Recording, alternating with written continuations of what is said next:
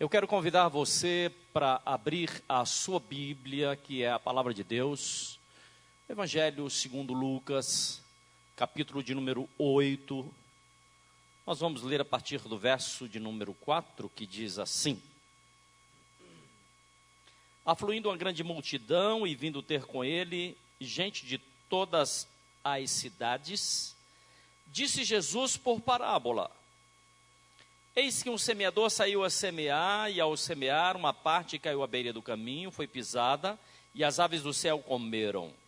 Outra caiu sobre a pedra, e tendo crescido, secou por falta de umidade. Outra caiu no meio dos espinhos. E estes, ao crescerem com ela, a sufocaram. Outra, afinal, caiu em terra boa, cresceu a 100 por 1. Dizendo isso, clamou: quem tem ouvidos para ouvir, que ouça. Jesus estava diante de uma multidão. A palavra diz que haviam pessoas de diversos lugares. Ou seja, tinha todo tipo de coração ali naquele lugar. Tinha pessoa com o coração endurecido, tinha pessoas que foram ver Jesus porque queria ver Jesus fazer um milagre, tinha outros porque queria ver se Jesus multiplicava os pães e os peixes, e eles queriam se alimentar, e havia também aqueles que foram para aprender do Senhor Jesus, e de forma sábia, de forma muito poderosa, Jesus fala exatamente o que ele sabia a respeito daquelas pessoas. E ele diz uma parábola a respeito de um semeador que saiu a semear. Eu não sei se você já viu alguém plantando milho, plantando feijão, plantando alguma coisa qualquer, mas quando eu ouço essa palavra, eu me lembro imediatamente quando eu era criança e morava na roça, e a gente plantava milho, jogando milho no chão, passando o pé para cobrir aquelas sementes que estavam sendo lançadas no chão. E é exatamente a forma que Jesus fala para que a gente entenda com muita clareza o que é que ele tem para as nossas vidas. E ele fala a respeito de algumas sementes que foram semeadas. Ele fala primeiro de uma semente que fora lançada à beira do caminho. Ele estava falando para pessoas apressadas. Jesus ainda continua falando para uma multidão que às vezes está apressada demais. E nós andamos ansiosos, e corremos demais, e não recebemos a palavra, pelo contrário. A palavra que nós recebemos, nós acabamos esquecendo à beira do caminho. E porque nós esquecemos a palavra à beira do caminho, com o passar do tempo, nós acabamos perdendo. As aves acabam comendo essas sementes. Era uma multidão, e ainda continua uma multidão que está apressada demais e não permite que a palavra, que é a semente, possa entrar no mais profundo do coração. Depois Jesus fala de uma semente que é lançada sobre as pedras. E a semente até que queria crescer, porque é próprio de toda semente que ela cresça. Desde o caderno de Gênesis, Deus já deu uma ordem para que toda a semente venha a crescer. Então, dentro de uma pequena semente existe de antemão uma ordem dada por Deus para que ela cresça. Mas a semente foi lançada sobre as pedras. Quase sempre estamos com o coração endurecido demais. Existem tantas coisas no nosso coração que a semente até quer crescer, quer brotar, quer dar frutos, mas o coração está endurecido. O solo não foi preparado, dá trabalho arrumar a terra, preparar a terra para que a semente seja lançada. Mas a nossa obrigação é arrumar a terra do nosso coração para que a semente, que é a palavra de Deus, possa entrar no mais profundo da nossa alma. E certamente quando a semente entra no mais profundo da nossa alma, nós acabamos dando frutos. Semente sobre pedra não tem como crescer. É exatamente o oposto do Salmo 1, que nos dá um ensinamento muito poderoso e diz que a semente deve ser plantada junto ao ribeiro de águas, porque na estação própria ela haverá de dar frutos. E o semeador continuou semeando, buscando uma terra em que aquela semente pudesse crescer. E lançou novamente, mas haviam espinhos. No meio dos espinhos, não tem como a semente frutificar. Os espinhos acabam sufocando, acabam impedindo, acabam obstruindo o crescimento de uma semente poderosa. Eu não sei se estou sendo claro no que eu estou dizendo, mas eu gostaria que você soubesse que o semeador, que é Deus, ele é um semeador muito insistente. Ele continua jogando a palavra, a semente da palavra. Ele quer que a palavra venha a frutificar na sua vida. Ele quer que você seja um homem, uma mulher frutífera. Eu não sei se você ouviu o que eu disse. O desejo do coração de Deus é que você seja frutífero, independente da sua história. Às vezes você olha para a sua história e diz assim: pelo meu histórico de vida, como é que eu posso ser frutífero? Você não me conhece, você não sabe o que eu passei, você não sabe as dificuldades, você não sabe a minha vida, não sabe da minha infância, não sabe do lar de onde eu vim. Deus continua lançando sementes. E Deus é aquele Deus que muda a história, ainda que ela seja a pior possível. Deus lança sobre a sua vida, a semente. Por isso que Jesus estava falando para as multidões. Mas Jesus, ele estava acompanhado pelos seus discípulos amados. Ele chamou os discípulos exatamente para lançar a semente da palavra no coração daqueles homens. E quando Jesus chamou aqueles homens, algo de muito interessante estava acontecendo, porque Jesus chamou cada um deles pelo nome. Pedro, Filipe, João. Jesus continua chamando pessoas e ele te conhece. Ele sabe qual é o seu nome. E isso faz toda a diferença. Porque os discípulos, à medida que iam ouvindo a palavra, eles passaram a conhecer a eles mesmos. Eles passaram a entender quem eles eram em Cristo Jesus. E aí nós perguntamos: Porque é que Jesus ia, e diz a palavra que ele ia de aldeia em aldeia, está no verso 1, ele ia de aldeia em aldeia. E os discípulos estavam caminhando juntamente com ele, e isso faz toda a diferença. Caminhar juntamente com Jesus faz a diferença para que a semente venha a brotar na sua vida.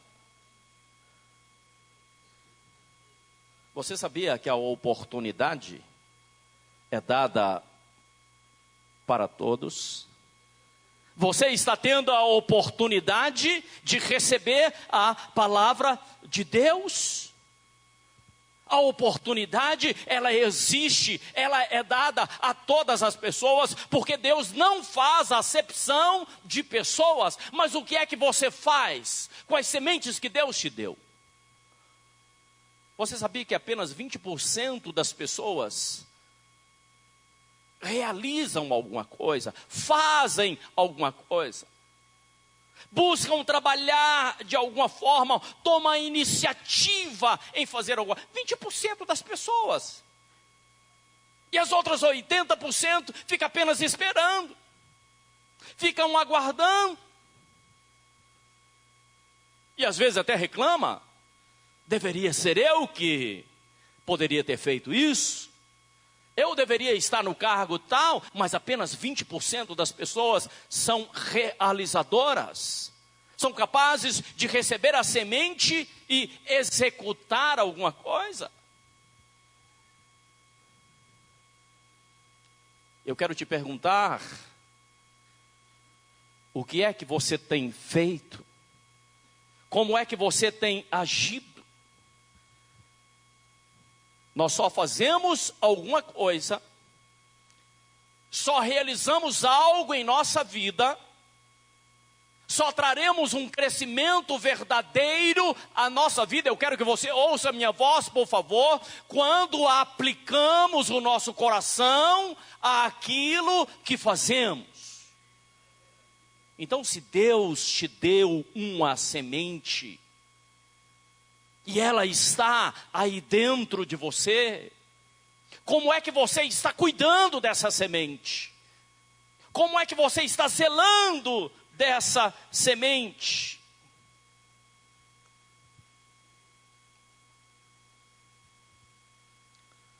Alguns cientistas passam durante toda a sua vida empenhados em descobrir alguma coisa, em resolver uma situação difícil. Eles se empenham, eles só pensam, eles direcionam as suas vidas para que aquela semente que Deus colocou dentro deles possa crescer e frutificar.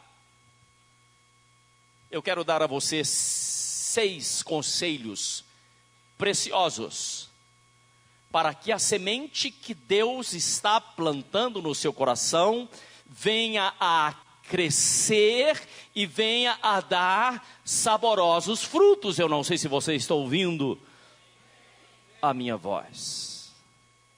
O primeiro deles, aprenda a aplicar a sua vida. Aprenda a aplicar o seu conhecimento. Jesus trabalhou com ideias. Jesus trouxe ensinamentos preciosos.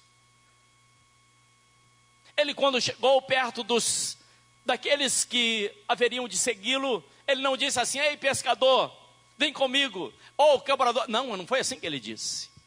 Ele chamou pelo nome. Ele disse assim: Pedro, Levi, venha comigo. Por quê? Porque nós precisamos conhecer melhor sobre a nossa identidade. Entenda isso. Porque se você não sabe a sua identidade, se você não sabe quem você é em Cristo Jesus, certamente você não vai ter fé suficiente para estar recebendo as sementes da parte do Senhor. Se você não crê, você não investe. Se você não crê, você não dedica. Se você crê, você não entrega a sua vida. E se não tem investimento na sua própria vida, certamente a semente não vai crescer. Quem cuida de uma planta, gasta tempo para regar, para cuidar, para arrancar os matinhos, para revolver a terra. Então a primeira coisa, aplique o conhecimento a respeito da semente que Deus já colocou aí dentro de você. A segunda coisa, aprenda a avaliar a sua vida. Esse é um problema que nós às vezes deixamos para trás. Aprenda a avaliar, aprenda a olhar para você mesmo. O que é que você tem feito? Quanto é que você tem ganhado? Quanto é que você pode ganhar? O que é que você pode desenvolver? Quais são as suas capacidades? Quanto é que você tem gastado o seu tempo para estudar, para dedicar? Na nossa cidade existem muitos estudantes, existem muitos universitários, e eu sei que alguns universitários aproveitam todo o seu tempo para ir para as baladas, para as festas, enquanto outros se dedicam dentro da biblioteca, estudando, buscando, conhecendo. Aqueles que vão para a balada daqui 5, 10 anos serão empregados daqueles que estão estudando.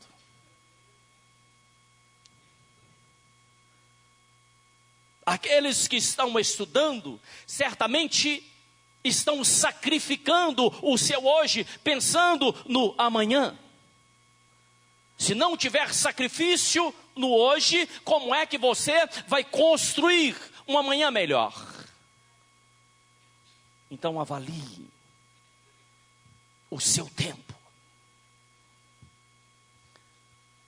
Terceira coisa, eu quero que você me ouça, por favor.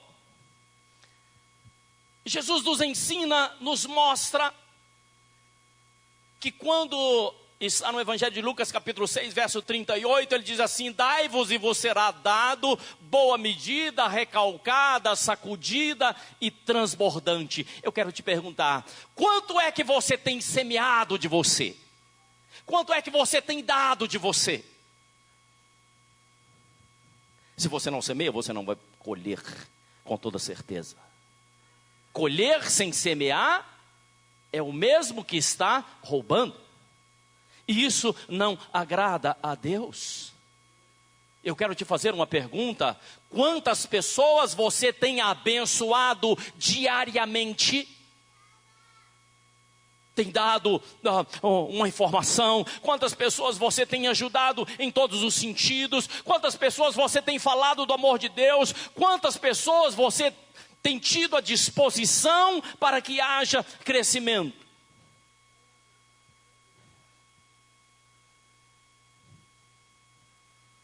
O que é que você tem dado de você, para que depois você venha a colher? A quarta coisa, a Bíblia nos ensina que existe, entenda isso por favor, que existe um tempo para cada coisa debaixo dos céus. Existe o tempo de semear, mas depois de um tempo virá a colheita. Normalmente a colheita não é imediatamente após o plantio. Primeiro nós semeamos, primeiro nós plantamos, primeiro nós nos esforçamos. O Salmo 126 diz que aquele que leva a preciosa semente, às vezes chorando, às vezes passando momentos difíceis, certamente esses voltarão com os braços cheios, com as suas colheitas, e alegres e felizes. Mas teve o tempo do plantio. Então, existe um tempo para cada coisa na sua vida. Eu não sei se estou sendo claro. Existe um tempo para cada coisa na sua vida. A quinta coisa que eu quero te dizer, que você precisa identifique qual a semente que Deus tem colocado no seu coração. Você não pode desejar aquilo que você não conhece. Você não tem como você sonhar com aquilo que você nunca nem ouviu falar. Identifique. Peça ao Senhor, ore, peça ao Espírito Santo para identificar o que é que Deus quer de você, o que é que Deus tem com você, qual é o projeto que o Senhor quer com você. E quando você entender isso, certamente você estará chegando a um nível mais elevado. Se você não perder o seu foco, você terá um crescimento, porque o seu coração é o quarto terreno que Jesus fala. A palavra dele encontrou um solo fértil para ser semeado, para ser plantado. Que Deus te abençoe poderosamente, em nome de Jesus. Eu quero convidar você a fechar os seus olhos, aí onde você se encontra, coloque a mão sobre o seu coração. Pai, nós te adoramos, nós glorificamos o teu nome, ó Deus, e nesse dia de hoje ouvimos a tua palavra, e a tua palavra não poderá voltar vazia, porque ela está cumprindo um propósito. A semente foi semeada, que ela possa ter encontrado solo fértil, para que ela possa crescer e produzir frutos a 30, a 60 e a 100 por um. Amém, amém, e graças a Deus.